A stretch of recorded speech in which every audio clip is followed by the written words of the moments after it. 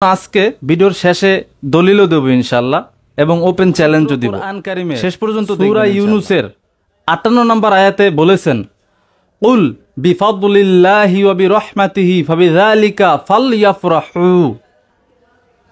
হাবিব সাল্লাল্লাহু আলাইহি ওয়াসাল্লাম, আপনি বলে দিন, আল্লাহর ফজল এবং রহমতে তারা যেন আনন্দিত হয়। এখন আল্লাহ তাআলা সূরা ইউনূসের 58 নম্বর আয়াতে যে বললেন আল্লাহ তাআলার রহমত এবং ফজল পেয়ে আনন্দিত হতে, এখন আমি যদি বলি আল্লাহ তাআলার রহমত অর্থাৎ প্রিয় নবীজি সাল্লাল্লাহু আলাইহি ওয়াসাল্লামকে পেয়ে আল্লাহ তাআলা আমাদেরকে আনন্দ করতে বলছেন, তাহলে কিন্তু ওয়াহাবিরা মানবে না। আমারটাও মানার দরকার নাই, বুট্টা মৌলবী বা ওয়াহাবিদেরটাও মানার দরকার নাই। সাহাবীগণ কি বলছেন সেটা আমরা মানব। এই আয়াত দিয়ে সাহাবী ইবনে আব্বাস রাদিয়াল্লাহু তাআলা আনহু স্পষ্ট আনন্দ করতে বলে দিয়েছেন। আজ থেকে 1300 বছর আগে তাবিঈ জুবায়ের ইবনে আদি রহমাতুল্লাহি আলাইহি, জুবায়ের ইবনে আদি রহমাতুল্লাহ আলাইহি ওনার ওয়াফাত 131 হিজরিতে। বিখ্যাত তাবিঈ জুবায়ের ইবনে আদি রহমাতুল্লাহি আলাইহি উনি ছিলেন সাহাবী আনাস ইবনে মালিক রাদিয়াল্লাহু তাআলা আনহুর সরাসরি ছাত্র। 1300 বছর আগে ওনার লিখিত পাণ্ডুলিপি, যেটার নাম নুসখাতুজ জুবায়ের ইবনে আদি, এই কিতাবের 52 পৃষ্ঠায় তাবিঈ জুবায়ের ইবনে আদি রহমাতুল্লাহ আলাইহি সরাসরি সাহাবী ইবনে আব্বাস রাদিয়াল্লাহু তাআলা আনহু থেকে সূরা ইউনূসের 58 নম্বর আয়াতের ব্যাখ্যা এনেছেন। সাহাবী ইবনে আব্বাস রাদিয়াল্লাহু তাআলা আনহু সূরা ইউনূসের 58 নং আয়াতের ব্যাখ্যায় স্পষ্ট বলেছেন, আপনারা স্ক্রিনে দেখেন, ওয়া বিরহমাতিহি ফালইফরাহু ইয়ানি মুহাম্মাদান সাল্লাল্লাহু আলাইহি ওয়াসাল্লাম। আল্লাহ তাআলার রহমত মুহাম্মদ সাল্লাল্লাহু আলাইহি ওয়াসাল্লামকে পেয়ে তোমরা আনন্দ করো বা তোমাদের আনন্দিত হওয়া উচিত। আমি বলছি, অন্য কেউ বলছে এটা?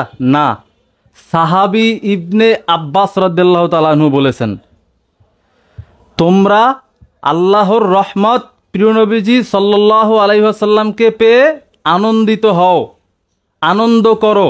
শুধু এতটুক বলেন নাই সাহাবী ইবনে আব্বাস রাদিয়াল্লাহু তাআলা আনহু। সাহাবী ইবনে আব্বাস রাদিয়াল্লাহু তাআলা আনহু তারপরে ওনার কথার পক্ষে সূরা আম্বিয়ার 107 নং আয়াত তেলাওয়াত করেছেন, ওয়ামা আরসালনাকা ইল্লা রাহমাতাল লিল আলামিন।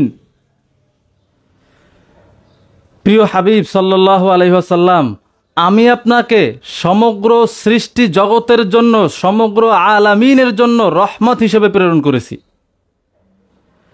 সাহাবী ইবনে আব্বাস রাদিয়াল্লাহু তাআলা আনহু কোরআন কারীমের এই আয়াত তেলাওয়াত করেছেন ওনার কথার পক্ষে। সূরা ইউনূসের 58 নং আয়াতে আল্লাহ তাআলা যে রহমত পেয়ে আনন্দিত হওয়ার কথা বলেছেন, সাহাবী ইবনে আব্বাস রাদিয়াল্লাহু তাআলা আনহু স্পষ্ট বলে দিয়েছেন আল্লাহর রহমত প্রিয় নবীজি মুহাম্মদ সাল্লাল্লাহু আলাইহি ওয়াসাল্লামকে পেয়ে তোমরা আনন্দিত হও, তোমরা আনন্দ করো।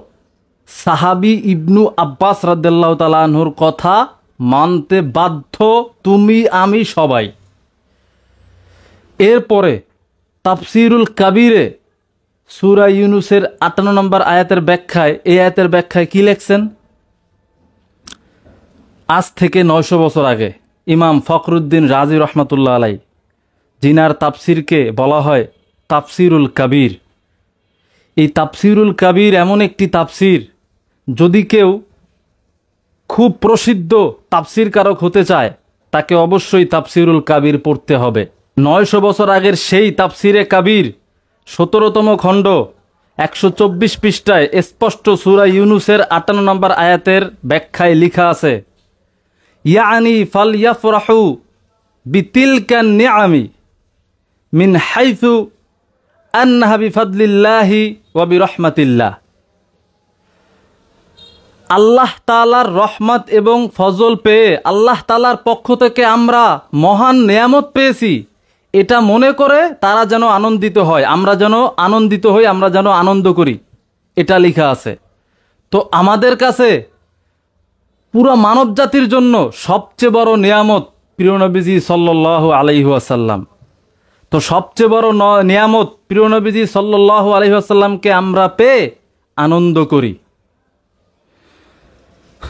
এখন ভুট্টা মৌলবীর দল বা ওহাবিরা বলতে পারে, ঠিক আছে, সাহাবী ইবনু আব্বাস রাদিয়াল্লাহু তাআলা আনহু আনন্দ করতে বলেছেন প্রিয় নবীজিকে পেয়ে, কিন্তু ঈদ করতে তো বলেন নাই। আমি বুঝি না, এই ভুট্টার দল বা এইসব জাহেল ওহাবিরা কি লুগাতটাও পড়ে নাই, আরবি লুগাত পড়ে নাই? আরবি লুগাতে কি লেখা আছে? ঈদ মানেই তো আনন্দ, ঈদের সম্পর্কটাই তো আনন্দের সাথে। সুম্মিয়াল ঈদু ঈদান, ঈদকে ঈদ বলা হয় এ কারণেই, ইয়াউদু কুল্লা সানাতিন বিফারহিন মুজাদ্দাদ, প্রতি বছর আনন্দ ফিরে আনে, আনন্দ ফিরে আসে, এজন্যই ঈদকে ঈদ নামকরণ করা হয়েছে। তো ঈদের সম্পর্কটাই আনন্দের সাথে। সাহাবী ইবনু আব্বাস রাদিয়াল্লাহু তাআলা আনহু যে বলেছেন আমাদেরকে রহমত, প্রিয় নবীজি সাল্লাল্লাহু আলাইহি ওয়াসাল্লামকে রহমত হিসেবে পেয়ে আনন্দ করতে, এটাকে যদি আমরা লুগাতের ভাষায় বলি তাহলে সাহাবী ইবনু আব্বাস রাদিয়াল্লাহু তাআলা আনহু আমাদেরকে বলেছেন ঈদ করতে, কারণ আনন্দের সম্পর্কটাই ঈদের সাথে। ঈদ মানেই আনন্দ, আনন্দ মানেই ঈদ। এই জাহেলের দল লুগাতটাও পড়ে নাই, আরবি লুগাতটা যদি পড়তো তাহলে অন্তত বুঝতো যে আনন্দ করতে বলেছেন মানেই তো ঈদ করা যাবে, আনন্দ করতে বলেছেন মানেই তো এটাকে ঈদে মিলাদুন্নবী বলা যাবে। প্রিয় নবীজিকে পেয়ে আনন্দ করতে বলেছেন, অর্থাৎ প্রিয় নবীজিকে পেয়ে ঈদ করতে বলেছেন, কারণ ঈদ মানেই তো আনন্দ, ঈদের সম্পর্কটাই তো আনন্দের সাথে। যদি লুগাতের জ্ঞান থাকতো তাহলে এই জাহেল মৌলবীরা কখনো ঈদে মিলাদুন্নবীর এই ঈদ শব্দের বিরোধিতা করতে পারতো না।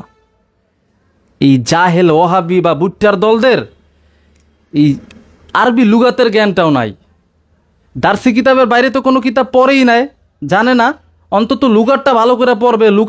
লুগাতের জ্ঞানটা যদি থাকতো, ভালো করে লুগাত পড়তো, তাহলে আর ঈদ শব্দ নিয়ে তাদের অ্যালার্জি থাকতো না। স্পষ্ট ওই ভুট্টা মৌলবী সহ, ভুট্টা মৌলবীর দল সহ সমগ্র ওহাবিদেরকে ওপেন চ্যালেঞ্জ দিলাম, আমার এই দলিল পারলে খণ্ডন করো। সাহাবী ইবনে আব্বাস রাদিয়াল্লাহু তাআলা আনহু সূরা ইউনূসের ৫৮ নম্বর আয়াত দিয়ে বলেছেন, তোমরা প্রিয় নবীজি সাল্লাল্লাহু আলাইহি ওয়াসাল্লামকে রহমত হিসেবে পেয়ে আনন্দিত হও, আনন্দ করো। সাহাবী ইবনু আব্বাস রাদিয়াল্লাহু তাআলা আনহু বলেছেন, তুমি আমি কেউ বলি নাই, কোনো ভুট্টা মৌলবী বলে নাই। এই দলিল পারলে খণ্ডন করো ভুট্টার দল, দেখব কত পারো তোমরা। ওপেন চ্যালেঞ্জ থাকলো আমার পক্ষ থেকে। আরও কিছু কথা বলি। এই ভুট্টার দল বা ওহাবিরা বা কৌমিরা বলতে চায় যে ঈদে মিলাদুন্নবী নামে ভণ্ডামি হয়, আরও বেসরা কাজ হয়। তো তোরা ওই বেসরা কাজের বিরুদ্ধে বল, ঈদে মিলাদুন্নবীর বিরুদ্ধে কেন বলবি?